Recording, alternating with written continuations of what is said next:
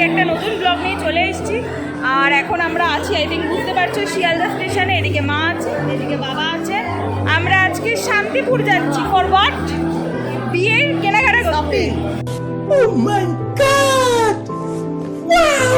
তো এখন আমরা দাঁড়িয়ে আছি শান্তিপুর লোকাল যখন দেবে। আমার বাবা তো একটু বেশি পাঞ্চুয়াল, আমাদের আধ ঘন্টা 40 মিনিট আগেই নিয়ে চলে এসছে। তো আমরা দাঁড়িয়ে আছি, আপাতত ট্রেনটা অ্যানাউন্স করলে আমরা ট্রেনে উঠবো। আর রাহুলরাও আসছে, ওরা দমদম থেকে আমাদের সাথে জয়েন করবে। তো আগে আগে দেখো হতে হয় क्या। জাস্ট আমাদের শান্তিপুর লোকালটা জাস্ট অ্যারাইভ করলো, দিল।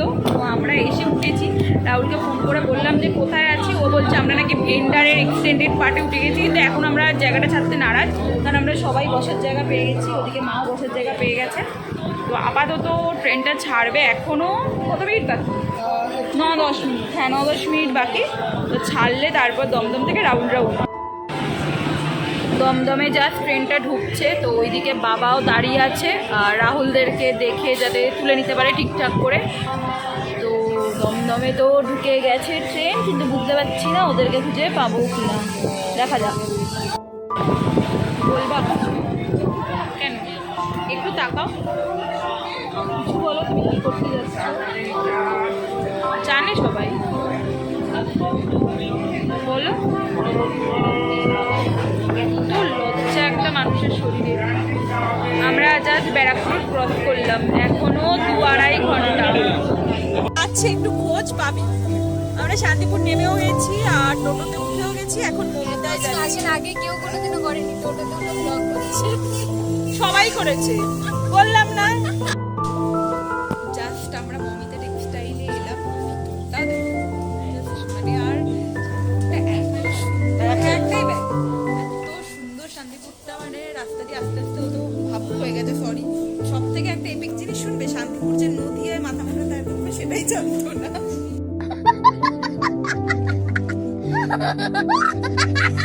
এবার কিন্তু তোমাদের আমার একটু ভয়েস ওভারই শুনতে হবে, কারণ এত বড় দোকান, হোলসেল মার্কেট, প্রায় তো প্রচুর ভিড়, প্রচুর লোক। তাই জন্য আমি এমনি ভিডিও করতে পারিনি, তাই ভয়েস ওভারই আসছে। তোমরা বলো ভয়েস ওভারটা আমার কেমন লাগছে। তো এটা হচ্ছে তাঁতের সেকশন থেকে একটা তাঁত নিচ্ছিলাম এই কালারের, কারণ ভাত কাপড়ের ওপরে যে শাড়িটা দেয় না, তো ওই শাড়িটার জন্যই এটা চুজ করে নিচ্ছিলাম। রাহুল আমাকে সেটাই বলছিল যে ভালো করে দেখে নাও। ও প্রথম ওই রেড আর গ্রিন কালারের শাড়িটা দেখেছিল, বাট আমার ওটার চেয়ে বেটার এই কম্বিনেশনটাই লাগলো, তাই এই শাড়িটাই নিলাম। আর প্রচুর শাড়ি এখানে, তোমাদের কী বলবো, যে ঘুরিয়ে দেখাচ্ছি, ক্যামেরাটা একবার দেখো। তো আমার ওখান থেকে আর একটা শাড়িও ভালো লেগেছিলো, সেটাই দেখতে চাইছিলাম। তো পুরো ভিডিওটা তো আমি ওইভাবে করতে পারিনি, যতটা পেরেছি আমি পুরোপুরি ক্যাপচার করেছি। আর যা ক্যাপচার করতে পারিনি সেটা শপিং ভিডিওতে আমরা কী কী কিনলাম, বিয়ের জন্য কী কী শপিং করলাম, সেই ভিডিওতে তোমরা খুব তাড়াতাড়ি পেয়ে যাবে। আর এই যে শাড়িটা দেখছো, এটা আমি ভাত কাপড়ে দুপুরে আমি পরবো। আর এই হলুদ শাড়িটা বিশ্বাস করো রিমের জন্য দেখছিলাম, রিম গায়ে হলুদে পরবে, কিন্তু ও বললো কাঁথা স্টিচ ও হ্যান্ডেল করতে পারবে না, তাই জন্য ওর জন্য এই শাড়িটা নেওয়া হয়নি। তো ওর জন্য কী শাড়ি নিচ্ছি সেটা তোমাদের দেখাচ্ছি। তার আগে কাকিমার এই শাড়িটা দেখো, কি সুন্দর রানি কালারের সাথে অফ হোয়াইট কালারের। এটা কিন্তু একটা হ্যান্ডলুম, ভীষণ সুন্দর, যেটা কাকিমা আমার রিসেপশনে পরবে। আর রিম গায়ে হলুদে পরার জন্য এই হলুদ শাড়িটা নিয়েছে, এটা আমি ওকে চুজ করে দিয়েছি। এই রিম বল কেমন লাগছে? যাই হোক, এবার আমরা চলে এসেছি আমার বিয়ের শাড়ি, মানে বেনারসি আর রিসেপশনের শাড়িটা দেখবো বলে। তো চলো তোমাদের সাথে শেয়ার করছি। দেখো, প্রাণ যায় যাক, কিন্তু পোজ না যায় ক্যামেরার সামনে থেকে। তো প্রচুর শাড়ি দেখছিলাম, তার মধ্যে এই ব্লু শাড়িটা লাস্ট। আমার সবসময় তো ভিডিও করা হয়নি, যেটা তোমাদের বললামই, বাট শাড়িগুলো কিছুতেই চোখে লাগছিল না। তারপর রিম এই কোথা থেকে এই শাড়িটা বার করে এনেছে। এই শাড়িটা কী ধরনের বেনারসি সেটা তোমাদের আমি পরের ভিডিওতে বলে দেবো, আমি এখন মনে করতে পারছি না। তবে এই শাড়িটা তোমাদের দূর থেকে দেখে হয়তো ব্ল্যাকিশ লাগতে পারে, কিন্তু একদমই না, এটা একদমই ব্ল্যাকিশ টোন না। ব্ল্যাকিশ মানে ভীষণ ডিপ ব্লুয়ের সাথে তোমরা পার্পেল কালারটাকে যদি মিশিয়ে দাও, যেরকম একটা গ্রেডিয়েন্ট টোন আসে, এই শাড়িটা পুরোপুরি সেরকম। মানে সামনে থেকে দেখলে আই থিঙ্ক তোমরা বুঝতে পারবে যে ব্ল্যাকিশ একটা টোনের সাথে গ্রেডিয়েন্টের একটা টোন আসছে।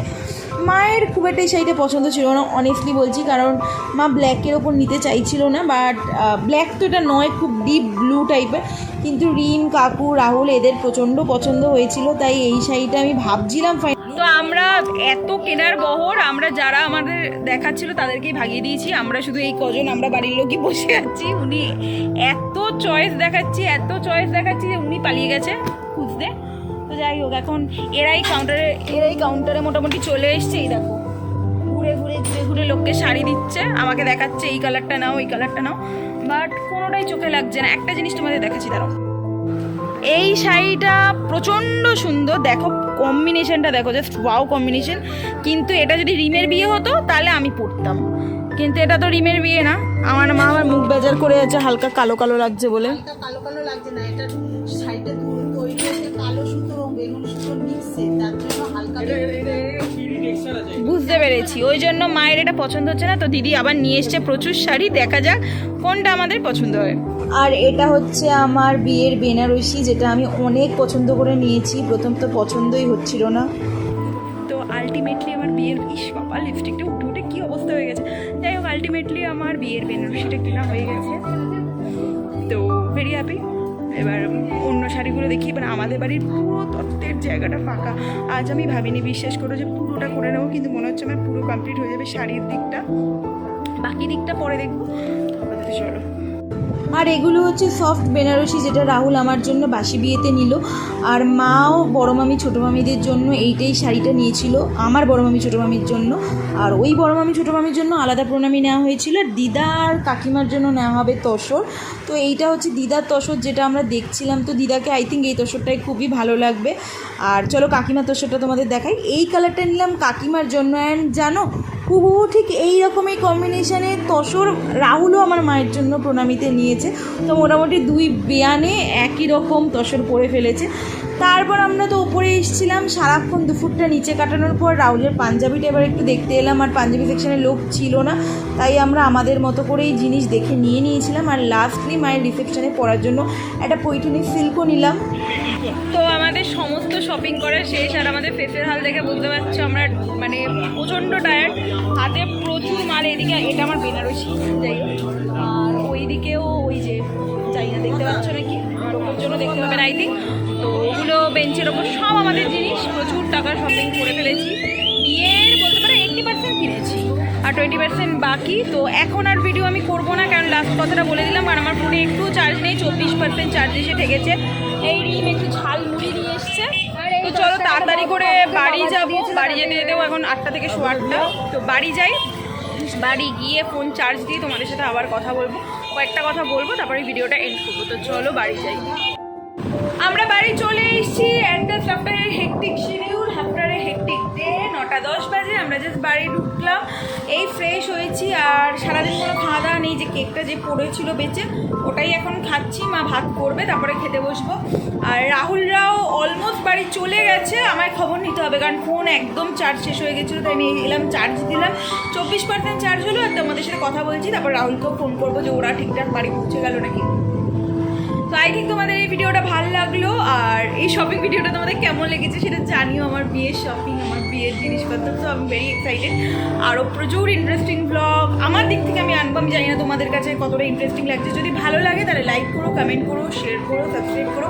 যদি ভালো লাগে তো বন্ধুদেরকেও জানিও, যাতে আমার চ্যানেলটা একটু দেখে। তো চলো টাটা, খুব তাড়াতাড়ি একটা নেক্সট ব্লগে দেখা করছি। ততক্ষণের জন্য বাই বাই।